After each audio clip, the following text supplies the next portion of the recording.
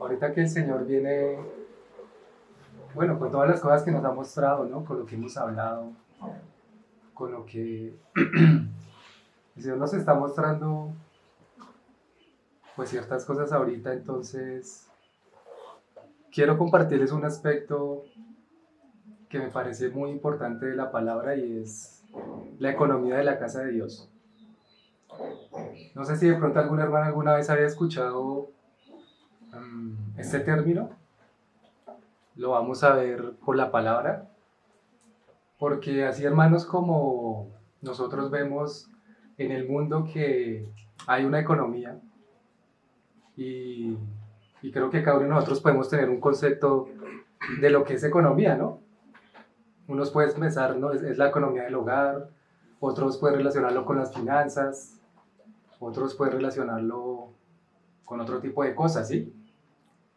Pero entonces hermanos, así como en el mundo hay una economía, esa economía está, digamos que, regida por las tinieblas, también hermanos hay una economía divina, una economía en la casa de Dios. ¿Mm?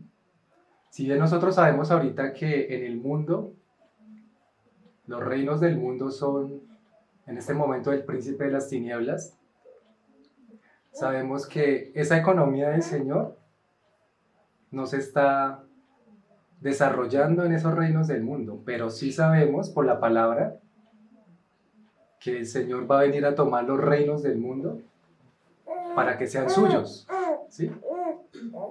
Nosotros recordamos la palabra cuando el Señor fue tentado en el desierto y por ahí sabemos que el príncipe de la potestad del aire es el cual tiene ahorita, tiene los reinos de este mundo, ¿sí? Pero también sabemos, hermanos, por la misma palabra que el Señor cuando venga va a venir a reinar y va a tomar todos los reinos para Él. Y me gustaría que miráramos esa parte, hermanos, antes de ya entrar en materia, en Apocalipsis 11:15. Dice la palabra: el séptimo ángel tocó la trompeta y hubo grandes voces en el cielo que decían: los reinos del mundo han venido a ser de nuestro Señor y de su Cristo, y Él reinará por los siglos de los siglos. Es algo que se ha venido cumpliendo, que todavía no es en su totalidad, pero que el Señor sí ha venido de a poco con la iglesia y con el Espíritu arrebatando de a poco reinos de este mundo para su gloria. Si ustedes recuerdan la palabra, hermanos, que dice, es por David también que la dice, el Padre diciéndole al Hijo: siéntate a mi diestra hasta que ponga a todos tus enemigos por estrado de tus pies. ¿Sí? Es algo que se viene cumpliendo gradualmente. Y esa gradualidad hace parte también de esa economía divina. Porque si bien el Señor todavía no ha cumplido por completo eso, porque sabemos que eso va a ser cuando Él venga, sabemos que también Él ha venido haciendo un trabajo muy fuerte, poderoso, en la iglesia, aún en el mundo, porque aún pues también moviendo reyes, ¿no? Reyes incrédulos. Lo hemos visto por la historia, ¿no?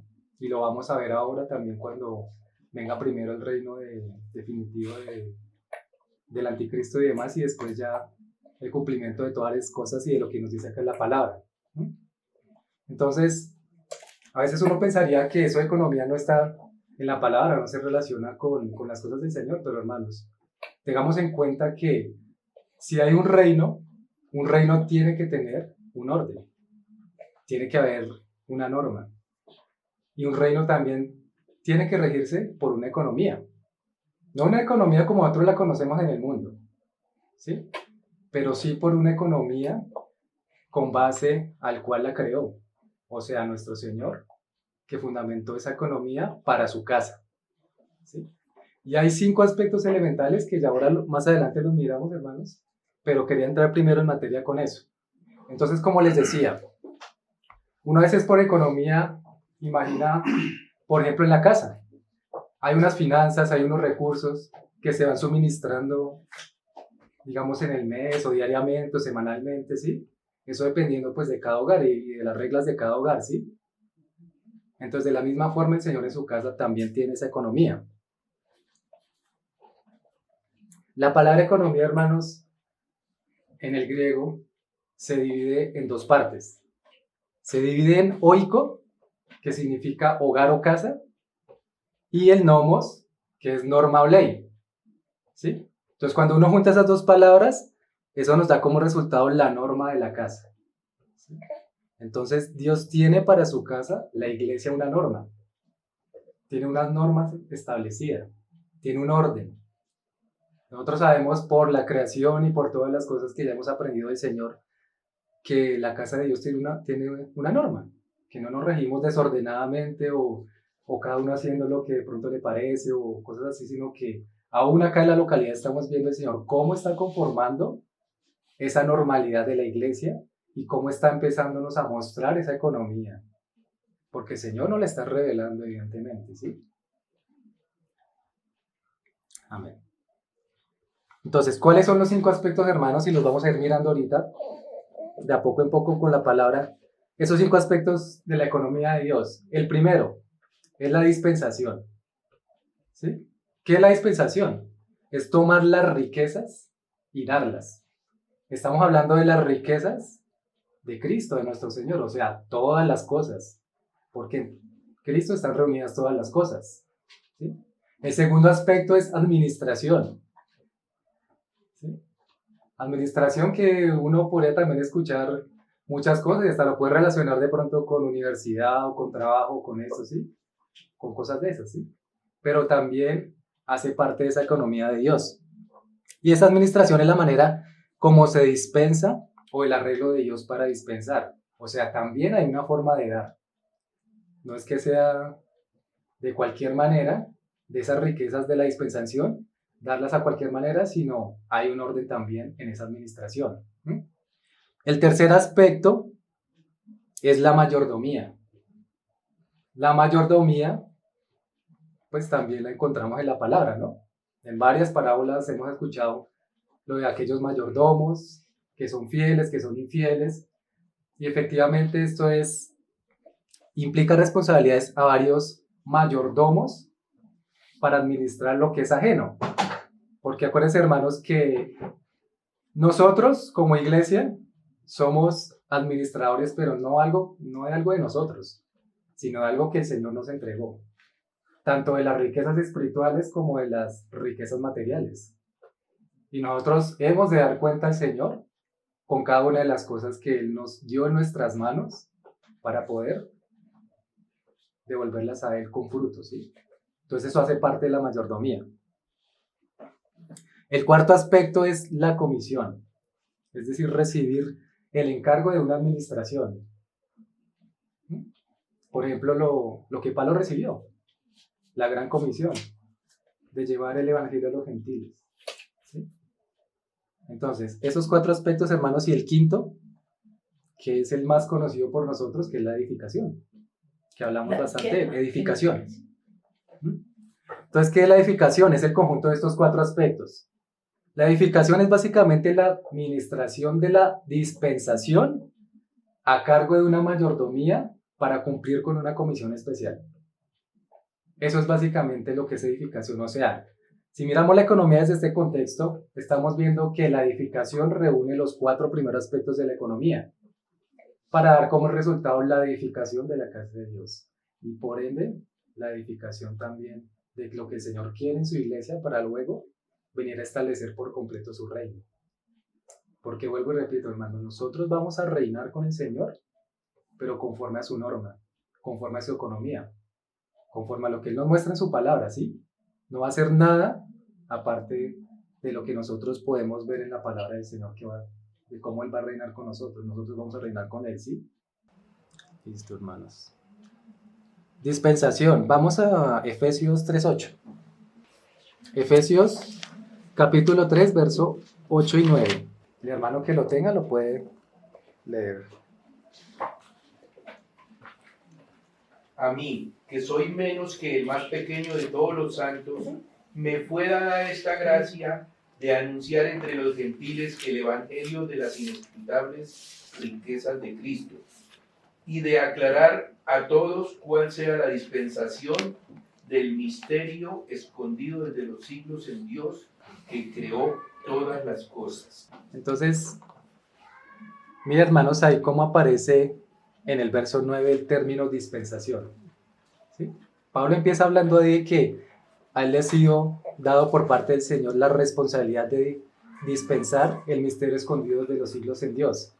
Cuando uno mira por allá en el original griego, esa palabra dispensación se le llama oikonomía, así tal como suena, oikonomía, que traducido al español es economía, ¿sí? Entonces ese es el primer aspecto que estamos tocando de la economía de Dios, que es la dispensación.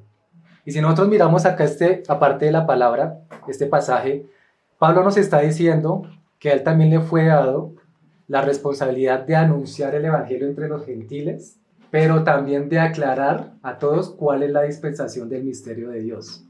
O sea, una cosa es anunciar, porque nosotros como creyentes a los gentiles tenemos que anunciar el evangelio. No podemos dar una dispensación hasta que los impíos conozcan del Señor y lo reciban, ¿sí? Para empezar a dar toda la dispensación, ¿sí? Entonces, Pablo hace la anunciación del evangelio, de las inescrutables riquezas de Cristo, pero también hace la aclaración de cuál es la dispensación. O sea, de todas esas riquezas que hay en Cristo, que Pablo le fue dado como orden darlas a la iglesia, entregar todo ese consejo de Dios, ¿sí? Sabemos por la palabra que el consejo de Dios es enorme, ¿no, hermanos? Que hay muchas cosas que aún el Señor nos está dando en su sabio consejo y que esa misma dispensación viene a través de los tiempos. Y ahorita lo miramos ahí también en Efesios. Porque si nosotros vamos a ver, hermano, la historia de la iglesia y aún un poco atrás de que el Señor Jesucristo vino, Dios, nuestro Padre Celestial, ha venido dando una dispensación gradual. O sea, Él no nos ha dado todo eso petón. Si el Señor ahorita inmediatamente revelara toda su gloria, pues ¿qué pasaría? Quedaríamos como muertos, ¿no? Como cayó Juan por allá en Apocalipsis cuando el Señor se le manifestó. O como Daniel también cuando se le manifestó lo santo y lo verdadero que él mismo anuncia por la palabra que quedaba sin fuerzas. Entonces el Señor hace una dispensación gradual a través de los tiempos, que para nosotros se nos hace un tiempo larguísimo, siglos, pero para el Señor pues es algo que es en su tiempo, en el tiempo cronos, y que nos lo va revelando de a poco, ¿sí? Como hemos hablado ahora de eso, hermanos, nosotros no somos hoy los mismos que hace un año, los mismos que hace 3 años, porque el Señor hasta hoy, como dice la palabra en Samuel, hasta aquí nos ha traído. Y hasta el día de hoy el Señor nos ha revelado cosas que seguramente hace 2, 3, 4 años no las entendíamos, o no las conocíamos, o ni siquiera se nos pasaba por la cabeza que eso fuera así. Aún antes de pronto de que empezamos otra vez a reunirnos y todo, que no teníamos tal vez esa conciencia de comunión, ahora la estamos teniendo. Y eso hace parte de la dispensación del Señor, hace parte de su economía divina, ¿sí? Ahí mismo en Efesios miremos el capítulo 1, verso 10.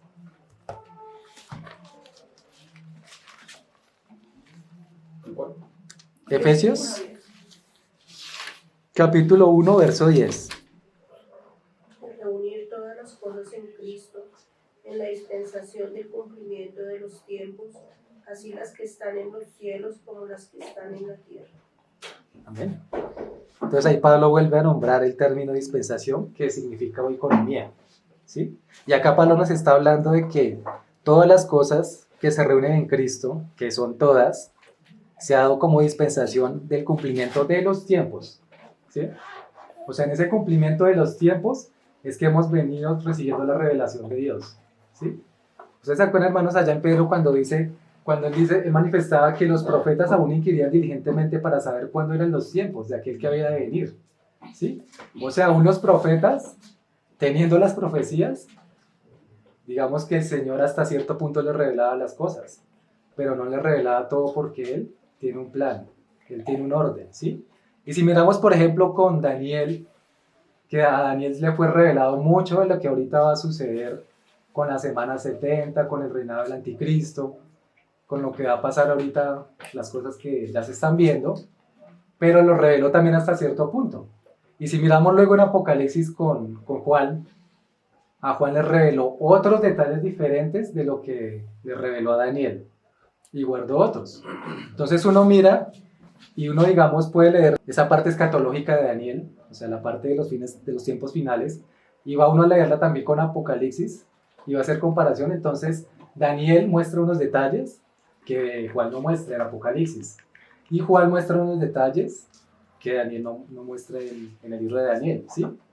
Por causa de la voluntad de Dios, por causa que el Señor ha querido dispensar eso de tal manera, hermanos, que para toda la iglesia haya abundancia y para todas las edades. Que nosotros sabemos, hermanos, además que aunque ahorita estamos como iglesia militante, la mayoría de hermanos nuestros están ahorita en el paraíso. De todos los que ahorita, los que ya partieron hasta el día de hoy. Ahorita, digamos, los que estamos acá en la tierra somos los poquitos. Allá está la iglesia victoriosa en el paraíso, a la cual también se le fue revelando de a poco las cosas en la dispensación de los tiempos y en la dispensación de la economía de Dios. Entonces, ese es el primer aspecto, hermanos, dispensación, que es básicamente tomar las riquezas y darlas. Vamos al segundo aspecto, que es la administración. Entonces, como les decía ahora, hermanos, administración consiste en la manera como se dan, cómo se dispensan las cosas, ¿sí? Que tiene que tener un orden, tiene que tener una forma y no puede ser algo desordenado. Por ejemplo, si nosotros miramos acá nuestra nación, sabemos que hay un presidente, sabemos que hay unos ministros y que ese presidente le fue dada esa comisión de administrar un país. Lo administre bien, lo administre mal, pero se le dio esa comisión, ¿no? Y él también tiene un gabinete de ministros, que son como 16 ministros, ¿sí? Y cada uno está encargado como de una cosa en la nación. Entonces a ellos les fue dado eso de administrar las riquezas de nuestro país para dárnoslas a todos de manera equitativa. Que bien o mal, pues no se haga de esa manera, tal cual como el Señor ha establecido, bueno. Pero sabemos que el Señor ha puesto esas autoridades ahí y de esta manera podemos ver con mayor claridad lo que es ese ejemplo de administrar. El presidente básicamente es un administrador de la nación y sus ministros pues de igual forma. Que el ministro de Ambiente, administrador de la parte de recursos naturales, que el ministro de Justicia pues administra la parte de la justicia y así cada uno, ¿sí? Entonces, hermanos, de la misma manera también el Señor da una administración con el propósito de, en ese orden que Él ha establecido, poder dar esa dispensación. Esa dispensación, vuelvo y digo, es dada a la iglesia, porque al mundo pues no se le puede dar algo en lo que no crea uno. Pero sí es dada a la iglesia. Entonces, el Señor bien, Él pudo, como sabemos, haber hecho todas las cosas solo. Si Él no hubiera dicho, no quiero tal vez la iglesia, entonces quiero solo. Pero el Señor quiso una esposa para su hijo, y esa esposa, la iglesia, fue la cual le dio esa parte de administración, de administrar todas las riquezas de Cristo, todas las cosas del reino de los cielos, ¿sí? Y a nosotros nos fue dado eso, hermanos. Entonces, administrar consiste en eso.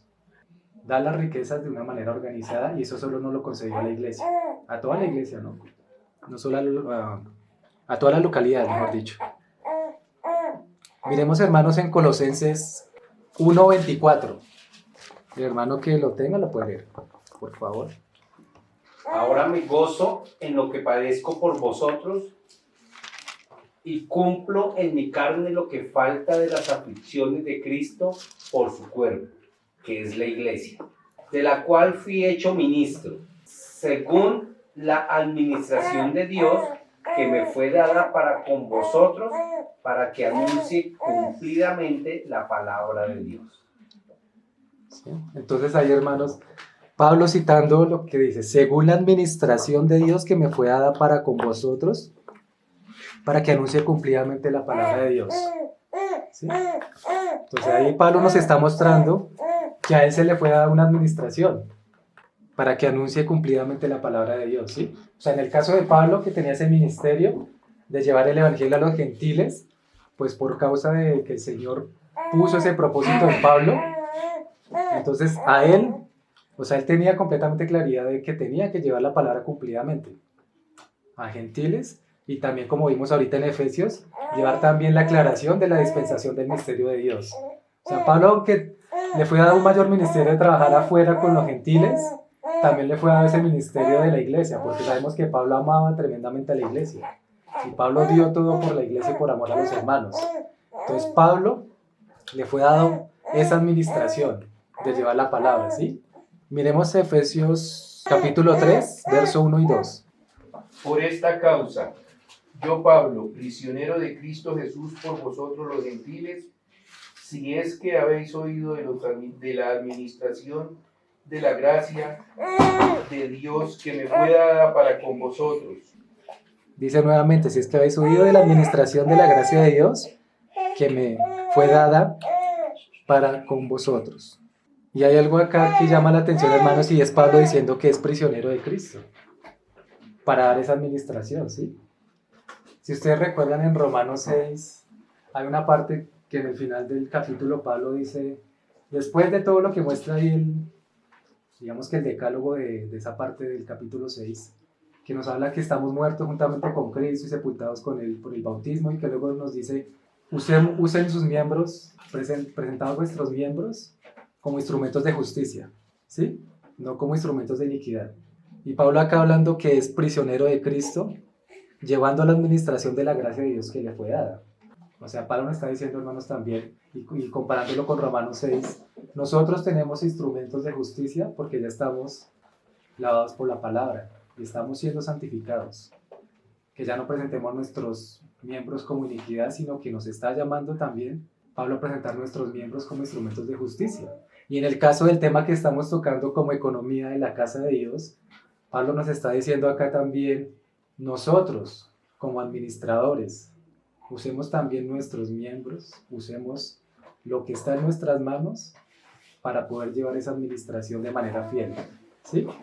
Porque estamos también siendo prisioneros de Cristo, ¿no, hermanos? O ese es el propósito, llegar completamente a ser prisioneros del Señor, no llegar a ser tal vez una parte sí, otra parte no, o a veces unos días sí, unos días no, sino que realmente poder tener esa administración fiel de la cual el Señor nos ha entregado en nuestras manos para poderla llevar fielmente. Nos ha dado una encomienda, ¿no, hermanos? El Señor. La parábola que nos dice el Señor Jesús del mayordomo. ¿Cuál es el mayordomo fiel y prudente que lleva el alimento a casa? O otra parábola que también dice, o no sé si es la misma que dice también, como comparando el mayordomo que es prudente, que es fiel, que lleva el alimento a tiempo a sus criados, con el mayordomo que dice, no, mi amo tarda en venir, entonces empieza a golpear a sus criados, empieza a no darles el alimento y demás, y diciendo entonces el Señor que sin saber cuándo puede venir su amo y pedirle cuentas. El tercer término, hermanos, de la economía divina, que es mayordomía. Entonces mayordomía es, en el griego, es la palabra oikonomos, que traducida al español es economos, que es lo mismo que decir o mayordomos o administradores de algo, ¿sí? Entonces, hermano, nosotros como iglesia, todos, absolutamente todos, somos mayordomos de la casa del Señor. Cada uno con lo que se nos ha dado. Entonces, cuando uno escucha esa palabra economos, para que nos acordemos luego, siempre va a ser la palabra relacionada con administradores o con mayordomos. Entonces, es lo mismo que uno, por ejemplo, en una hacienda, cuando uno generalmente ve que el dueño le delega a una persona algo, y ese es el mayordomo, el que tiene que estar pendiente que del ganado, que estar pendiente de los criados, que estar pendiente de la parte de agricultura, de los cultivos y demás, ¿sí? Y cuando viene el dueño, pues mira y le pide cuentas. De la misma forma, hermanos, nosotros somos acá. Y estamos hablando de economía porque estamos manejando la economía de la casa de Dios, hermanos.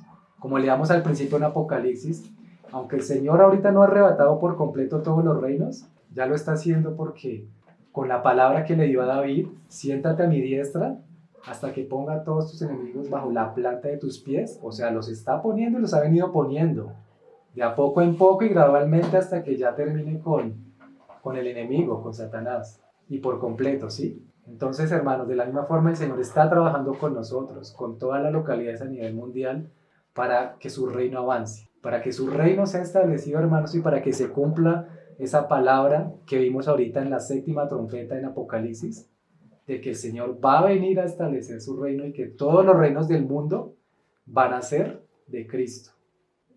Entonces, hermanos, nosotros, ¿a quién vamos a reinar? Vamos a reinar a las naciones. ¿Y cómo vamos a regir a las naciones? Vamos a regirlas conforme a esa economía de la casa del Señor, esa economía divina. Entonces no puede ser otra cosa diferente. Acá, hermanos, en este aspecto, el Señor llama administradores o mayordomos a los santos, que somos todos, a los obispos o ancianos y a los apóstoles. Apóstoles, obispos y santos. A ellos tres el Señor los llama o nos llama administradores. En cuanto a apóstoles, pues esta manera de repaso, los que ya conocen el término de apóstoles, sabemos que apóstoles significa enviado, ¿sí? Y que apóstoles son los administradores de los misterios de Dios, O sea, los que ponen, digamos, cada cosa en su lugar, los que tienen completamente claridad de lo que es la doctrina del Señor y son los enviados. O sea, son aquellos hermanos que como nosotros conocemos acá en la iglesia, en las otras localidades, ¿sí? Hermanos que son enviados porque ya tienen una clara doctrina, una clara formación en lo que son los misterios de Dios. Por eso leíamos ahorita, hermanos, en Efesios, como Pablo aclara, y también luego que leímos en Colosenses, que Pablo fue llamado como apóstol a dar los misterios de Dios, aclararlos, ¿sí? Entonces, los apóstoles son los que tienen esa parte. Misterios porque pues no a todos nos ha sido reveladas las cosas que tal vez el Señor ya le reveló en ese entonces a Pablo, que le reveló ahorita a los hermanos que son enviados, pero que el Señor los está revelando de a poco, ¿sí? Esos son los apóstoles, hermanos. Y sabemos también entonces que los apóstoles, bueno, empezando por el Señor Jesucristo, que si lo vemos en Hebreos 3:1, que el Señor Jesucristo es el apóstol de nuestra profesión. Ahora leámoslo ahí en Hebreos 3. Por tanto, hermanos santos, participantes del llamamiento celestial, considerad al apóstol y sumo sacerdote de nuestra profesión, Cristo Jesús. Amén. Entonces, partiendo de nuestra cabeza el Señor Jesucristo, que es el apóstol de nuestra profesión, y siguiendo ahí con los 12 apóstoles que el Señor escogió en su ministerio terrenal, ¿sí? Haciendo la creación, pues que después de Judas, pues el Señor escogió a Matías para conformar los 12. Entonces esos son los apóstoles, los 12 apóstoles que son los testigos oculares, o sea, los que vieron el ministerio terrenal del Señor y los que vieron también su muerte, su resurrección y su ascensión. Son estos 12 apóstoles. Pero aparte de estos 12 apóstoles, sabiendo que apóstol significa enviado, entonces sabemos que los enviados también son apóstoles. Si miramos ahí, hermanos, en Lucas 10:1, ¿qué dice, hermanos? Después de estas cosas, designó el Señor también a otros 70, a quienes envió de 2 en 2, delante de él, a toda ciudad y lugar a donde él había ido. Entonces el Señor no nombra como tal la palabra apóstol, pero sí nombra que fueron enviados. Entonces fueron enviados esos 70 también conforman parte de este ministerio, porque son los enviados, ¿sí? Y luego vemos los apóstoles constituidos por el Espíritu Santo. En un verso conocido, una porción conocida por todos nosotros, hermanos, que está en Efesios 4:10, 11, pero sin embargo volvamos a repasarlo. Efesios 4:10, puede ser desde el 9. Y esto de que subió, que sino que también había descendido primero a las partes bajas de la tierra. El que descendió es el mismo que también subió por encima de todos los cielos para llenarlo todo. Y él mismo constituyó a unos apóstoles, a otros profetas, a otros evangelistas, a otros pastores y maestros. Amén. Entonces ahí el Señor nos está mostrando por Pablo de que después de que Él subió por encima de todos los cielos, o sea que después de que ascendió, también dio unos apóstoles a la iglesia. Y ahí a través de los siglos los sigue dando, que son los apóstoles dados por el Espíritu Santo, que también son los llamados enviados. Entonces, está el apóstol de nuestra profesión, que es el Señor Jesucristo. Están los 12 apóstoles, que fueron los testigos oculares. Están también los enviados, que vimos el ejemplo de los 70 que fueron enviados. Están los apóstoles del Espíritu, que nos muestra acá Pablo en Efesios. Y hay otros ejemplos también, hermanos, aparte de Pablo, pues también Bernabé Bernabé fue también enviado. Si ustedes recuerdan cuando dice la palabra apartadme, es el Espíritu Santo diciendo apartadme a Saulo y Bernabé para la obra que os he demandado. Pero también uno ve, miremoslo ahí hermanos, en Romanos 16:7. ¿Cómo dice hermanos?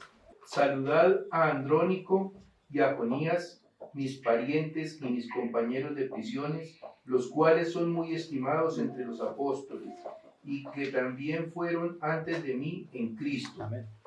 Entonces tenemos también Andrónico y Junías, que dice son muy estimados entre los apóstoles. O sea que ellos también cumplieron un ministerio y también fueron enviados. Y por allá también en Corintio, bueno, desde 1 Corintios 4:6, que habla también de Apolos que también fue parte de este ministerio de apostolado. 1 Corintios 4:6, hermano. Pero esto, hermanos, lo he presentado como ejemplo en mí y en Apolos por amor de vosotros, para que nosotros aprendáis a no pensar más de lo que está escrito, no sea que por causa de uno os envanezcáis unos con otros. Entonces ahí está hablando de Apolos. Si uno mira el contexto ahí desde el verso 1, dice ahí, así pues ténganos los hombres por servidores de Cristo y administradores de los misterios de Dios. Ahora bien, se requiere de los administradores que cada uno sea hallado fiel. Y ahí continúa. Entonces, como veíamos ahorita, los apóstoles son los encargados de llevar el misterio de Dios, o sea, llevar las cosas claras en las localidades a toda la iglesia, ¿sí?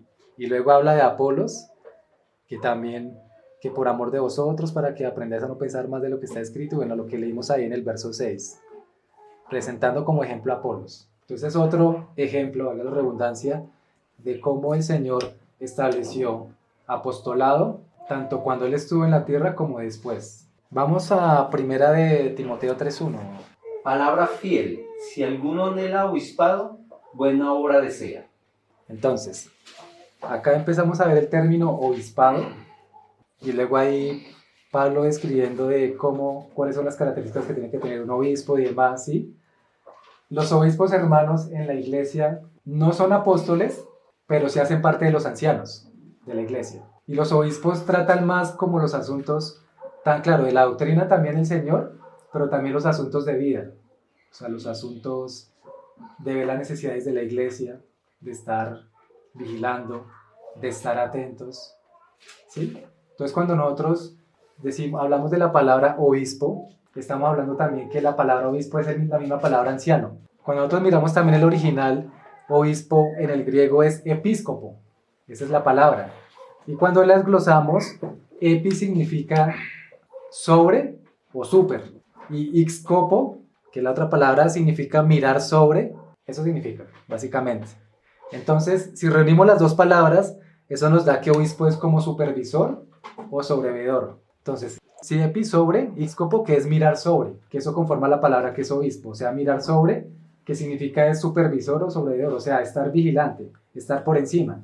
La palabra, por ejemplo, a ver, para que entendamos un poco mejor esto, digamos acá, en la piel uno tiene una capa que se llama epidermis, la capa, digamos, transparente de la piel. Y de ahí también viene esa palabra epi, porque está encima de la piel. De la misma forma, los obispos, los ancianos, o sea, los que llevan, digamos, llevan ese trabajo en la iglesia, son los que están vigilando a los hermanos, pero vigilándolos en el buen sentido de la palabra, ¿no? Que estén bien, velando por ellos, velando por las necesidades y por las cosas, ¿sí? De la iglesia. Entonces esa es la palabra obispo. Cuando uno habla de ancianos es la misma palabra obispo o la misma palabra presbítero. Entonces cuando uno le dicen que es presbiterio, pues es el conjunto o la suma de ancianos en una localidad. Que no son apóstoles, como tal, cuando se le llama que son solo obispos, pero que sí pueden llegar a serlo, según el llamamiento del Señor. Porque ¿cuál es la diferencia, hermanos, entre un apóstol y un obispo?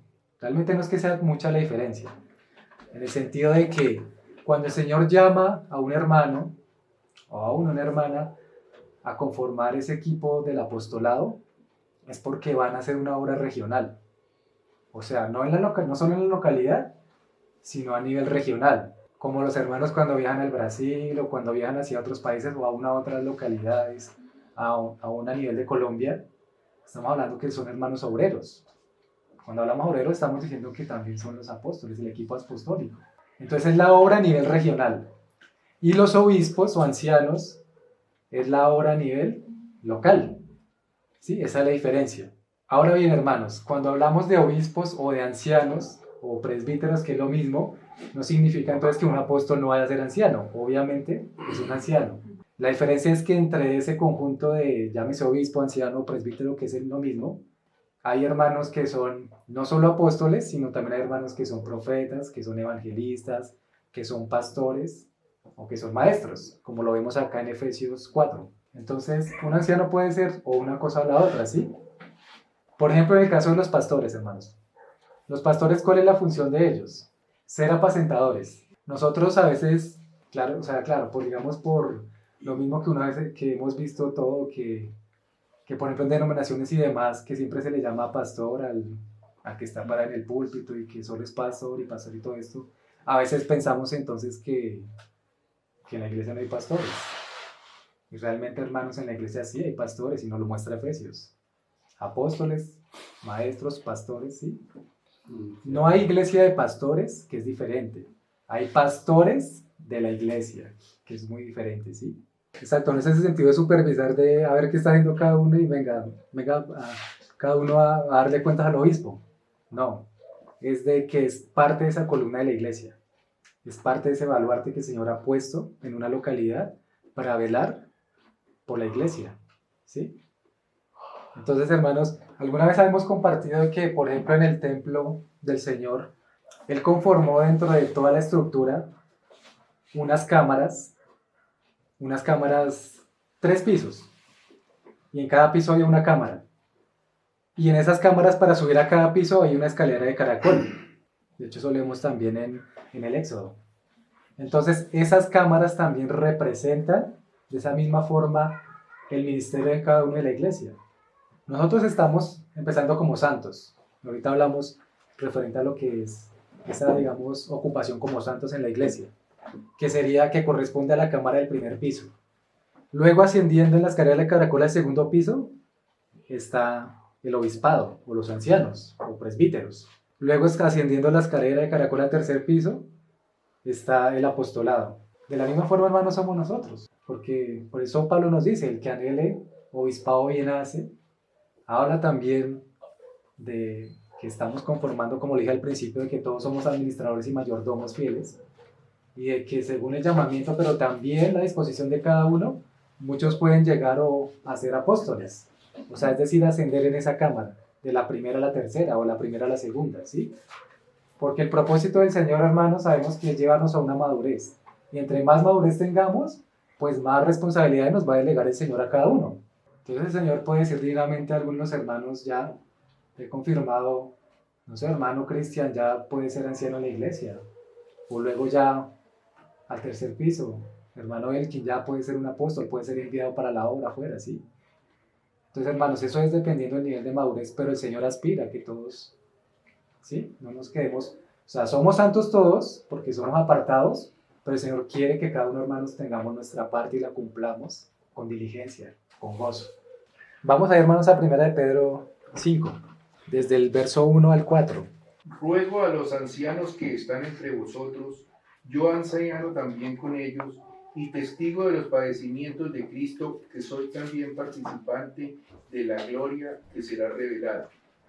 Apacentad la grey de Dios que está entre vosotros, cuidando de ella, no por fuerza, sino voluntariamente, no por ganancia deshonesta, sino con ánimo pronto, no como teniendo señorío sobre los que están a vuestro cuidado, sino siendo ejemplos de la grey. Y cuando aparezca el príncipe de los pastores, vosotros también recibiréis la corona incorruptible de gloria. Amén, hermanos, miren. Ahí uno ve cómo Pedro conjuga la palabra anciano en el verso 1 y luego abajo habla de pastores. Y dice que cuando venga el príncipe de los pastores, si hemos sido fieles, entonces el príncipe de los pastores nos dará corona incorruptible de gloria, ¿sí? Entonces, hermano, esto es muy importante aclararlo por lo que digo, que a veces creemos que pastores como que no son de iglesia. Hay 2 palabras, hermanos, también en el original griego que hablan de pastor en términos generales y pastor en términos literal. La palabra en términos literales Geomai, que significa un pastor, pero cuando uno le dice de pronto, o cuando uno ve en otra denominación, que de pronto le dicen pastor al que es anciano, ¿sí? Entonces es un término, en término general. Se le dice pastor allá. Y el término ya literal, como tal pastor, como tal apacentador de la grey, como acá Pedro nos está mostrando, es el término poimen, que significa realmente o sea, pastor apacentador. Entonces, hay término literal y hay término general. Pero entonces, hermanos, es importante dejar la claridad porque, como les decía ahora, no hay iglesia de pastores, pero sí hay pastores de la iglesia. Y hay ministerio de pastores, hermanos. Como hablábamos que día, el propósito es nosotros saber también acá, velar cuál será el hermano, ¿sí? Que también es pastor, apacentador, que vele también como por ese sentido de cómo llevan las ovejas, ¿sí? Porque hablamos de que hay un príncipe de pastores que es nuestro Señor Jesucristo, pero también hay ministerio de pastores. Y esos pastores también están conformados dentro del mismo obispado o los mismos ancianos o presbiterio, que es lo mismo, ¿sí? Están ahí incluidos, hermanos, ¿sí? No los excluyamos porque están. Entonces, bueno, sigamos. Hebreos 13:17. Obedeced a vuestros pastores y sujetaos a ellos, porque ellos velan por vuestras almas, como quienes han de dar cuenta para que lo hagan con alegría y no quejándose, porque esto no os es provechoso. Amén. ¿Sí? Entonces ahí también nos aclara por Hebreos el Señor que hay unos pastores a los cuales debemos obedecerles porque ellos velan por nuestras almas, ¿no? Hermanos, eso no es un trabajo pues nada fácil, ¿no? Velar por la alma de una persona y estar ahí tan pendiente y todo porque aún ellos, pues, el Señor les pedirá cuentas, ¿no? De aquel que tenga ese ministerio acá en la iglesia, en la localidad. Vamos a Tito 1, Tito capítulo 1, del verso 5 al 7. Por esta causa te dejé en Creta, para que corrigieses lo deficiente y establecieses ancianos en cada ciudad, así como yo te mandé. El que fuere irreprensible, marido de una sola mujer, y tenga hijos creyentes, que no estén acusados de disolución ni de rebeldía, porque es necesario que el obispo sea irreprensible, como administrador de Dios, no soberbio, no iracundo, no dado al vino, no pendenciero, no codicioso de ganancias deshonestas. Hasta ahí, Macho. Gracias. ¿Sí? Entonces ahí también vemos en Tito Pablo diciéndole a él, estableciese ancianos en cada ciudad. Ahí la palabra ciudad también en el original es polis, que significa localidad o municipio. ¿Sí? Quería traer ese verso acá para hacer también esa aclaración de dónde uno puede encontrar realmente que digamos, estableciese ancianos de localidades. Ahí nos está mostrando Pablo en carta a Tito que ese término ciudad es polis, que significa localidad o municipio. ¿Listo? Es la jurisdicción de los ancianos según corresponde, ¿no? Vamos a Filipenses 1:1. Pablo y Timoteo, siervos de Jesucristo, a todos los santos de Cristo Jesús que están en Filipos con los obispos diáconos. Entonces miren, hermanos, cómo es la pluralidad de la iglesia, ¿no? Dicen a todos los santos en Cristo Jesús que están en Filipos con los obispos y diáconos. Entonces no está diciendo ni santo en singular, ni obispo, ni diácono, sino plural. Ahí vemos la pluralidad de la iglesia, hermanos, y también lo que es la normalidad de la iglesia. Nosotros estamos orando mucho, ¿no? Para que el Señor traiga esa normalidad acá en la localidad. Que el Señor establezca ancianos, que el Señor establezca obispos, y luego más adelante apóstoles. Que en los mismos santos que somos todos puedan salir esos ministerios, hermanos. Entonces ahí vemos esa pluralidad también, la inclusividad que el Señor hace también de hecho, ¿sí? Que el Señor acá no nos muestra ahí que no deja a ninguno por fuera, sino que el Señor quiere que todos participemos, hermanos, de esta obra preciosa que, como hemos hablado, que en este tema habla de la economía de Dios, la economía divina. Entonces el Señor nos llama a que todos seamos partícipes, que no se quede ninguno por fuera, porque ya hemos hablado varias veces, todos somos piedras vivas, todos estamos gozando de dones y de cosas buenas para dar para la edificación de la casa del Señor. El otro, entonces hablamos ya de apóstoles, hablamos de obispos, ahora el que nos aclara lo de diáconos. Y ahora miremos santos. Los santos hermanos que somos nosotros, porque aún pues los obispos y los apóstoles también son santos, ¿no? Estamos todos llamados, hermanos, a ministrar esos dones que es de la multiforme gracia de Dios. Entonces, como ya lo hemos hablado muchas veces, los dones vienen de la multiforme gracia del Señor. Y como lo leamos ahorita, entonces, debemos estar en esa diligencia de ejercitar nuestros dones acá en la casa del Señor, ¿no? Para que luego también el Señor pues, nos vaya llevando por un camino de avance y de madurez en cuanto a la santidad y en cuanto también lo que hemos visto de obispado y apostolado, si el Señor nos tiene para llegar allá. Devolvamos ahí, hermanos, a Efesios 4:12. Y él mismo constituyó a unos apóstoles, a otros profetas, a otros evangelistas, a otros pastores y maestros, a fin de perfeccionar a los santos para la obra del ministerio, para la edificación del cuerpo de Cristo. Acá nuevamente, ¿no? Pablo cómo nos está mostrando de que todos esos ministerios, de esos 5 ministerios que Pablo cita ahí, no es más ni nada menos que el propósito para perfeccionarnos a nosotros los santos, para la obra del ministerio, para la edificación del cuerpo de Cristo. Entonces estamos en esa escalera y estamos todos en ese orden de la economía. Entonces los hermanos que están como ancianos, arriba los que están apóstoles, y ellos llevando también las cosas a la iglesia para la obra del ministerio, para prepararnos a nosotros como santos. Miremos ahí 1 de Pedro 4:10, hermanos. Cada uno según el don que ha recibido, ministrelo a los otros como buenos administradores de la multiforme gracia. Como buenos administradores, otra es la palabra administradores, ¿no? O como buenos ecónomos, ¿sí? Ministrelo a cada uno de esa forma, en ese orden que el Señor ha establecido. Y ahí dice también, ¿no? Los dones que han sido dados de la multiforme gracia del Señor. Ahí yo creo que está bien claro el pasaje. Vamos ahora a 1 Corintios 14:12. Así también vosotros, pues que anheléis dones espirituales, procurad abundar en ellos para edificación de la iglesia. Mira cómo el Señor nos muestra también la abundancia. Que el Señor no nos ha dado poco, sino mucho, ¿no? Una abundancia en las cosas, en los dones y en su economía. Entonces, hermanos, como santos nosotros estamos llamados a ministrar los dones, a ejercitarlos para la edificación de la casa del Señor.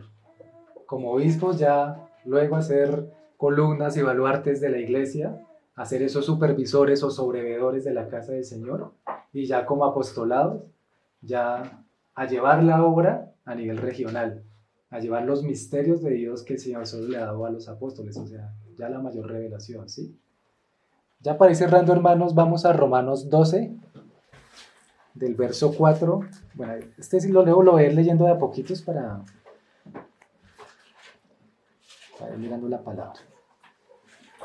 Es importante, hermanos, nosotros sabemos que las cosas y las riquezas espirituales es lo más importante para la iglesia, ¿no? Todo lo que abunda en las riquezas del Señor, que es espiritual, pero también, hermanos, no podemos dejar de lado la parte material. O sea, no hablando de dinero y demás, sino en cuanto a la parte que el Señor nos da para hacer con nuestras manos.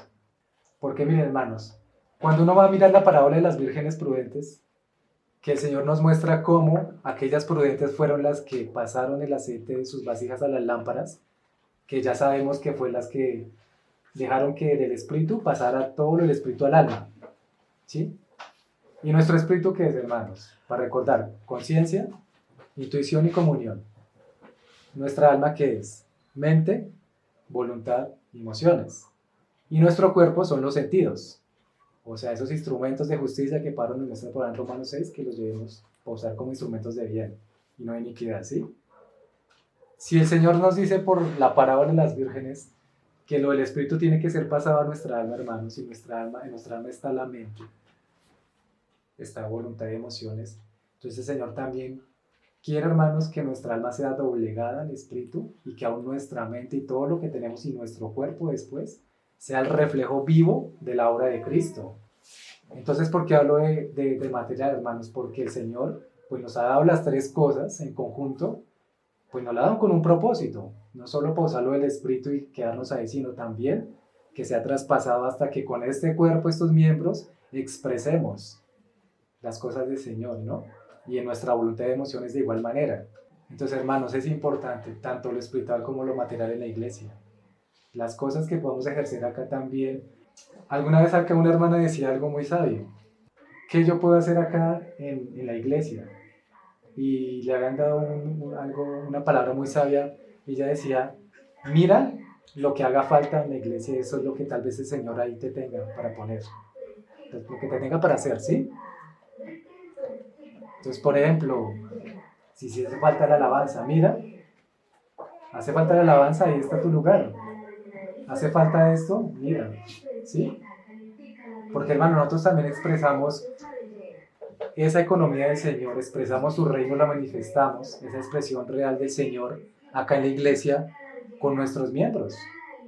Estamos atentos a la oración, estamos atentos a la palabra, estamos atentos a la comunión unos con otros, hermanos, pero también estamos atentos a lo que el Señor nos dé para hacer nuestras manos, hablando en cuanto a lo material. Uno mira, por ejemplo, los hermanos de otras localidades y, digamos, uno ve también esa obra bonita de cómo, digamos, cada uno está trabajando de esa manera para llevar cosas que también hacen falta en la iglesia, ¿sí? Cosas que el Señor también, digamos, Él requiere para la iglesia, ¿sí? Miremos ahí Romanos 12:4 entonces. Porque de la manera que en un cuerpo tenemos muchos miembros, pero no todos los miembros tienen la misma función, así nosotros siendo muchos, somos un cuerpo en Cristo, y todos miembros los unos de los otros. De manera que teniendo diferentes dones según la gracia que nos es dada, si el de profecía, úsese conforme a la medida de la fe. A ver cuál es el hermano que es profeta acá en la localidad. Y ahí pegadito está, miren hermanos, o si de servicio en servir. O sea, el Señor ahí no está poniendo una gran diferencia, que el que es profeta entonces esté por allá en lo más alto y el que esté sirviendo por allá en los más bajos, no. Está ahí pegadito, hermanos. ¿Y cuántas maneras hay de servir, no? ¿Cuántas maneras, hermanos? Por ejemplo, lo que hace acá el hermano organizando las sillas para las reuniones. ¿Cuántos servicios, por ejemplo, que uno ve que hacen los hermanos de transcripción de libros, que de computación, que de archivo, que una cosa y que de la otra, ¿sí? Entonces es precioso ver cómo todo ese el Señor lo utiliza para expandir su reino y para aumentar, para expandir el reino y mantenernos en la obra, ¿no? Luego dice, o el que enseña en la enseñanza, el que exhorta en la exhortación, igual, esos dos van ahí pegados. Entonces, algunos hermanos pueden enseñar, pero muy posiblemente el que enseñe no tiene el don de exhortación. Sabemos que el don de exhortación es animar con reverencia al hermano, ¿no? Animarlo para poder vivir la palabra del Señor, poder estar perseverando en la carrera, ¿no? Entonces, uno puede dar una enseñanza, pero el otro puede llegar a animar al hermano y exhortarlo para que se mantenga, para que puedan juntos o podamos juntos aplicar esa enseñanza según la palabra que el Señor nos ha dado, ¿sí? El que reparte con liberalidad, a los hermanos que les gusta, como dice la palabra, mejor, o la alabanza, es mejor dar que recibir, o que el Señor le gusta, el Señor se goza en el dador alegre, ¿no?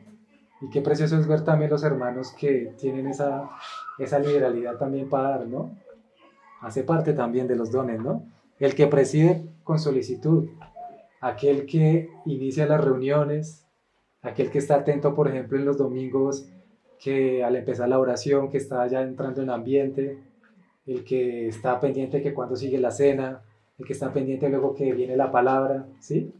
O aún en la misma alabanza, el músico principal que está presidiendo la alabanza. Entonces también pues para eso se requiere diligencia, ¿no, hermanos? Como lo leíamos ahorita. El que hace misericordia también con alegría. Uno quisiera, hermano, pero no todos tenemos la misma misericordia que tienen otros hermanos.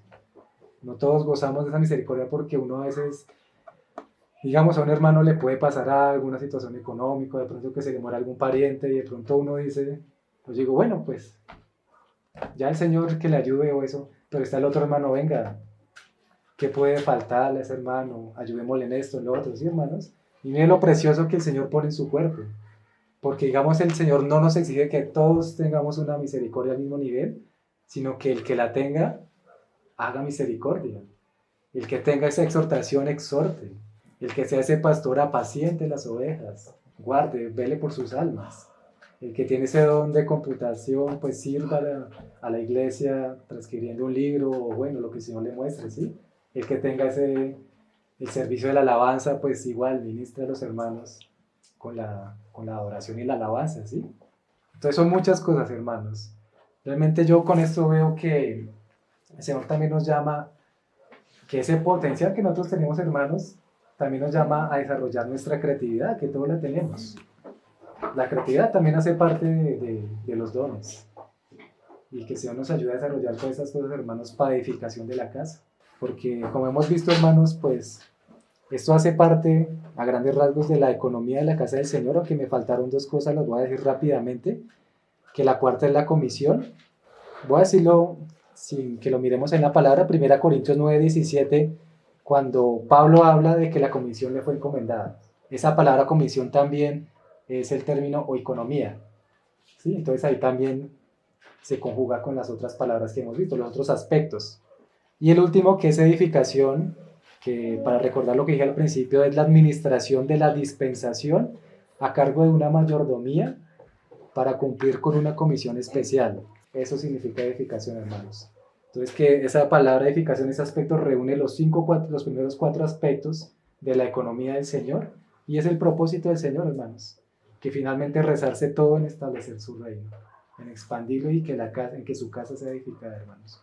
En que el Señor pueda hallar esa plenitud en la casa que Él necesita hallar, que sea la casa lo suficientemente grande espiritualmente para que el Señor quepa, hermanos, en su iglesia. Amén. Amén, hermanos.